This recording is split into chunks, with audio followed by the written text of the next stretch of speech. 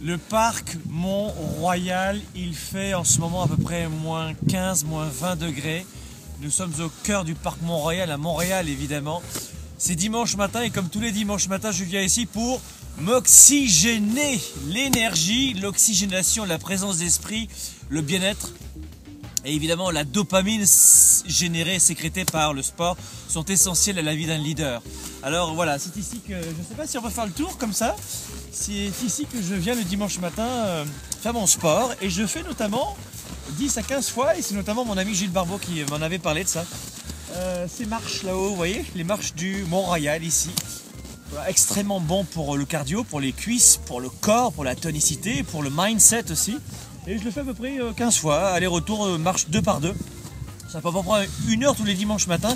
Je viens ici avec mes enfants, avec mes amis. Et c'est ici que nous apprenons à nous oxygéner, à nous relaxer, à nous détendre. De quoi est-ce que j'aimerais vous parler aujourd'hui, en ce dimanche matin, comme ça?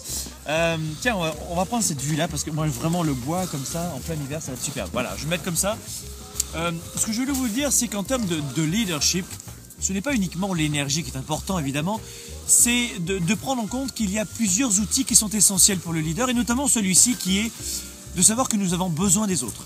Les plus grands leaders, et Steve Jobs en parlait, et j'en parlais avec mon ami justement qui tient la caméra en ce moment, nous avons besoin, nous leaders et entrepreneurs, de savoir que nous avons besoin des autres. Steve Jobs en parlait, les plus grands leaders que je coach chaque semaine le disent et le reconnaissent, nous avons besoin des autres pour réussir.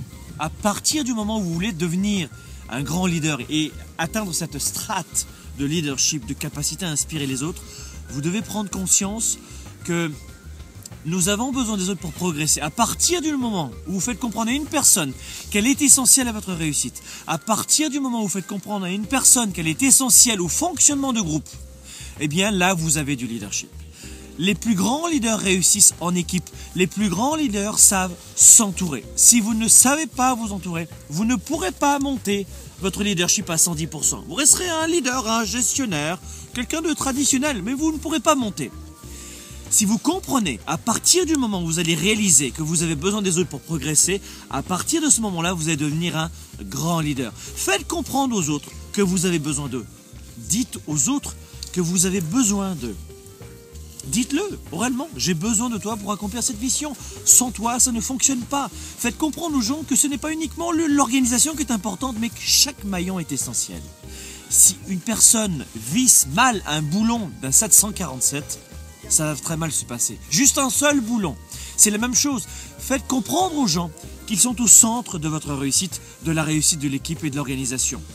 Ne faites jamais comprendre aux gens qu'ils sont dans la périphérie d'une réussite, mais au centre d'une réussite. Nous avons besoin des autres pour progresser. À partir du moment où dans ma vie j'ai compris que le leadership c'était aussi d'avoir besoin des autres, que le leadership c'était de faire comprendre aux autres qu'on a besoin d'eux, c'est à partir de ce moment-là que j'ai commencé à vivre mon leadership et de m'épanouir à 110% et d'inspirer les autres. Si vous voulez inspirer les autres, si vous voulez devenir un grand leader, faites comprendre aux autres qu'ils sont au centre de votre réussite et pas dans la périphérie. Soyez des leaders actifs, des raisonnables et inspirants pour un monde meilleur. À très bientôt.